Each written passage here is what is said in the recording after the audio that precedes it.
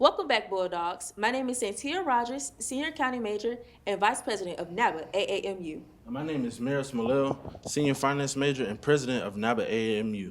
And we are Breaking Breaking Down Down Business. Business. We are currently in Atlanta, Georgia at the National Association of Black Accountants Regional Conference. Students, young professionals, recruiters, senior talent, and more are here to network, get opportunities, and give opportunities. Today we have the chairman of NABA and principal at Crowe, Professional Services, Hershel Frierson. Thank you so much for joining us today. Thank you for having me. I'm excited. Absolutely. Yeah, thank you so much. So, I guess our School of Business students just want to know a little bit more about you, and we'll start with some career inspiration. So, can you help us navigate your corporate journey and tell us some skills and motivation that kept you consistent?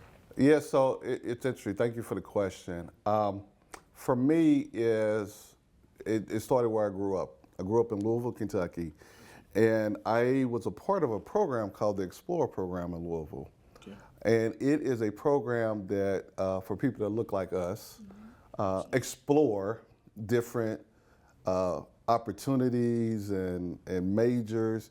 And so one of the Explorer items was I went to an accounting firm. And I'm like, what is this thing called accounting, right? And, basically I was like, so you're going to pay me to count other people's money? I am in. Yeah. So that was in the 8th grade. Okay. And so when I went to high school, it was very unique. My high school, Louisville, Kentucky, I actually took 2 years of basic accounting in high school, right? Wow. It was more kind of like bookkeeping accounting. Perfect. But the other thing that was neat, you talk about business acumen, my high school had its own bank. Wow. So it was a class. So I actually ran my school bank. It was a classroom, right? So, it was set up, the bank was set up in the cafeteria, and we would give out loans for prom and homecoming dances, things of that nature. So that really started my journey of business, Absolutely. accounting, of which what I learned early on, accounting is the language of business, Absolutely. right? And from there on, started my journey of accounting. I went to Butler University in Indianapolis, Indiana, and really stuck with accounting, really fell in love with it. I didn't see a lot of people that look like us in the profession, and I think that motivated me more. Absolutely. And, my biggest dream, was once I learned about, being a partner, being a principal in a firm, I'm like, I want to P behind my name. And nothing was going to deter me from that. Someone has to be the first.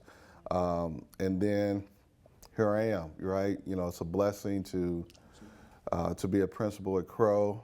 It's a blessing to be the chairman of NABA. So many people have opened the doors for me. That's my inspiration. People poured into me to say, there's not a lot of us in the profession, but we're going to pour into you. And so many people poured into me through NABA, the Frank Rosses of the world, the Felicia Farrards of the world, right, that I've seen in my career that poured into me, right? And, it's an inspiration. Like, so if they poured into me, I got to pour 2 times into you, right? That's why, Absolutely. I give out my phone number, right? Is I'm no one special, right? Because people reached out to me. So I'm going to reach out to you, and you're going to have access to me. Because if you can take a little bit from me to be better than me, then it's worth it. Perfect. You definitely are special. Thank you. I appreciate No that. doubt. To go a little bit more into detail about your career, as principal at Crowe, walk us through some of your daily responsibilities and ways you lead different teams. The one thing about public accounting I think is special that, I think gets lost is you don't have to be stuck into one particular module, as I would call it. When I started out in the profession, the philosophy was you see everything. So when I started off at Crowe, I did audit, I did tax and audit, I did, manufacturing, I did not-for-profits. So I did all variations. And then I fell in love with something I didn't even learn in school called municipal advisory work, right? So, everybody out there, there's a little niche work in public accounting called municipal advisory work. And I was like, what is municipal advisory work? And it's basically working with local units of government when it comes to budgeting, when it comes to issuing bonds, selling bonds on the open market, helping with infrastructure. So I went down that path of doing municipal advisory work. So I did that for a number of years. And then, one thing led to another. And, I got a more firm-wide role where I lead the Office of Strategic Networks. So, Absolutely. so that's a whole new career path that I'm doing. Okay. All within public accounting, all within the same, walls of the same firm. Okay. Yeah, that was really good stuff. So I guess during college, what qualities or experiences help you stand out both personally and professionally among your peers? Leadership and giving back, right? Service. I mean, the one thing that I always say is, you had a great school, right? It is a great school. So if I come to your school, I know I'm getting top talent, right? So let's imagine that, and it's true, everybody has a 4.0. What are you going to do to stand out? Right? What are you going to do to stand out, right? If I got Absolutely. 3 or 4 slots and I got 50 people that got a 4.0, and the only thing on their resume is I got a 4.0, like, okay, I still got to Yeah. narrow it down, right? So what else is going to stand out, right? And one of those is being a leader, right? Being a leader in NABA, right? Just showing that leadership qualities. The one thing I tell young people, when you're interviewing and when I talk to, when it gets to me and I'm talking to students like yourself for a potential opportunity, I look for, can I be comfortable leaving you with my client Wow. in the room, That's good stuff. right? That's what I look for. It's like, can I leave you in the room and walk out and you can carry on an intelligent conversation, go over the issues, right? Once again, I appreciate the 4.0, Absolutely. but if I'm comfortable and I can leave you in my client, then I'm going to hire you. You got to keep that in mind, right? 2 plus 2 is 4, but you got to be able to explain why 2 plus 2 is 4, Absolutely. right? Yeah, that's really good stuff. At Alabama A&M, our motto is actually service is sovereignty. So we take that very seriously, and that's good stuff. I'm glad you mentioned that. So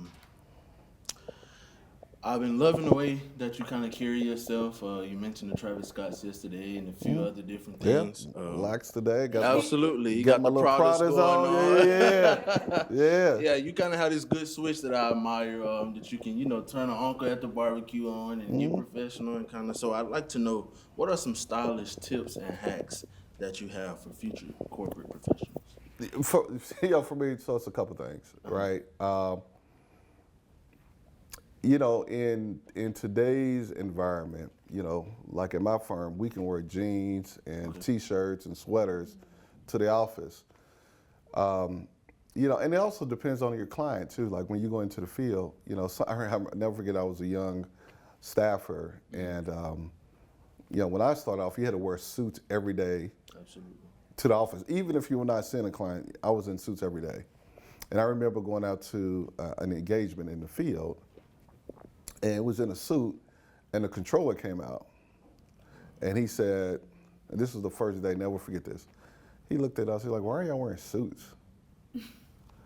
And he goes, you're making everybody else in this office uncomfortable. Now, I was out there for an audit, so they're already on the edge because the auditor's out. But, because we're in, and plus, we're in these suits and blah, blah, blah. Of course. He goes, for the rest of the week, I want you in jeans and shirts. I do not want you in suits because everybody in this office is uncomfortable. And he walked back out. And the in charge at the time said, okay, everybody, we're wearing jeans every day, right? And so I think the profession and even now my style is, for me, for a man, Absolutely. I can only speak for me as a man, there are 3 pieces of fashion that I think is important. jeans are jeans, right? I can wear these jeans every day. You probably wouldn't notice it, right? There's only different color variations of jeans you can wear. But your shoes and your belt need to stand out. Absolutely. When you wear a suit, your tie needs to set out. So it's 3 pieces: your tie, your belt, and your shoes, right?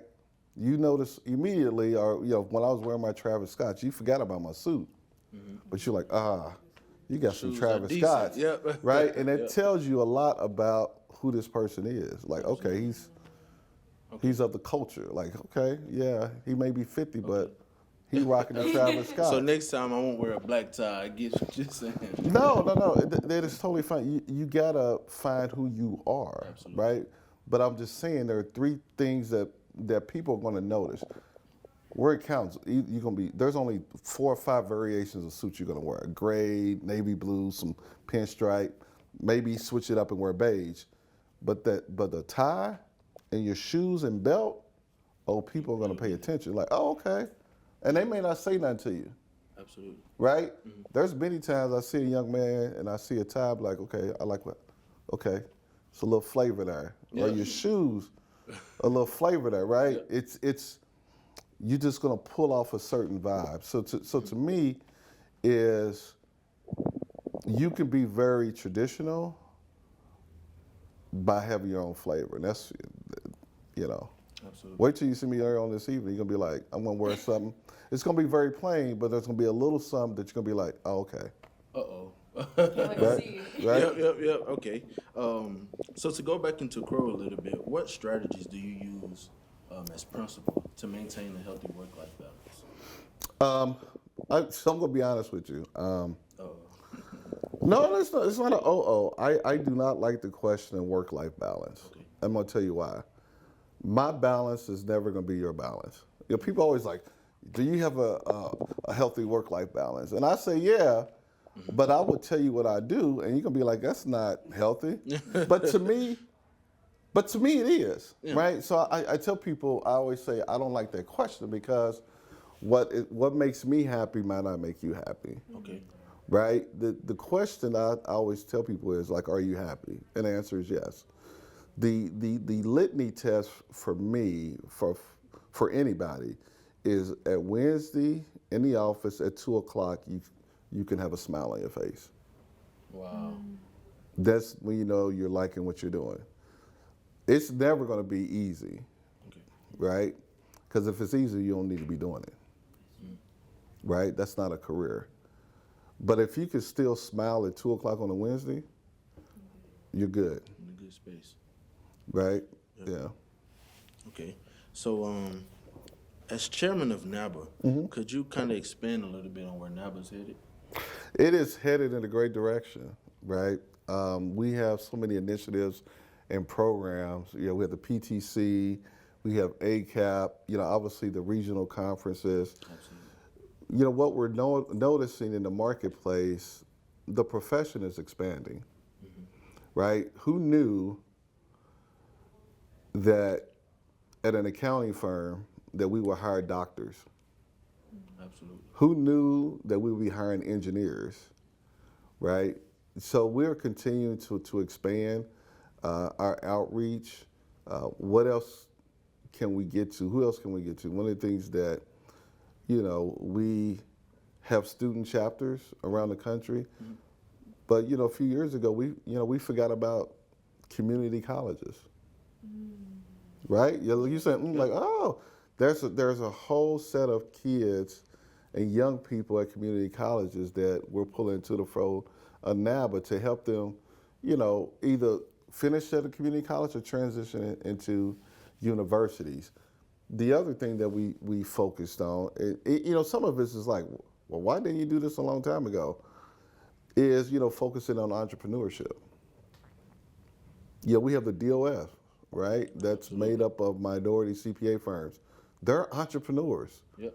Right? They're CPAs, they're entrepreneurs. So why aren't we focusing on entrepreneurs? How many people that look like us have their own tax practice, have their own accounting firm, right? So we open our doors even more to entrepreneurs, right? Like, how do you run a business? How can you expand? One of the things that we have, worked with, some of our DOF members about is, how do you interact with a Crowe, right? Absolutely. What do, because we do, one of the things you'll start to learn once you get into the profession is, firms like ours partner with MBEs, WBEs, veteran-owned. And, one of the things I say, well, we got to give them nuggets of like, how do you show up to work with the Big Four or work with a Grant Thornton or work with a KPMG or work with a Crowe, right? They're entrepreneurs, right? So we have sessions on, what is it like to be an entrepreneur? Many people transition from being at firms or accountants to business ownership. Many people still work at companies and firms and invest and have investments, right? Absolutely. So I think we're continuing to expand knowing that our members are doing much more than what you think of a traditional accountant. And that's a good thing, right? Great. And it's all about, one of the things we're focused on is wealth, right? We got to be unapologetic about wealth. One of the things that accountants, we're traditionally conservative, right? It's like, how are things going? Like, do you like your job? And is it a good job? And I've actually changed my philosophy in how I speak about the profession. I'm like, talk about, how good of a life you live in the accounting profession. Talk about, wow, I can wear Pradas and buy Pradas without blinking an eye. Yep. Right? And it's not about flaunting, but it's about having the ability to do more. One of the things that I shared here recently, back in August, it was a blessing. And the profession, I say the profession allowed me to do this. I took my wife, our daughter, her best friend, and our two goddaughters. They're all in their 20s. So I was the only man. It was an experience.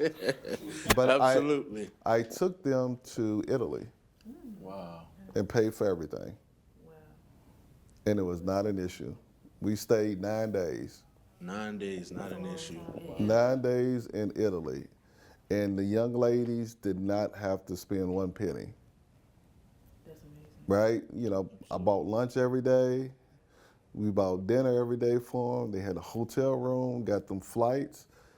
And it's a blessing to be able to do that for young African-American females to see the world. Mm-hmm. And I was able to contribute to that.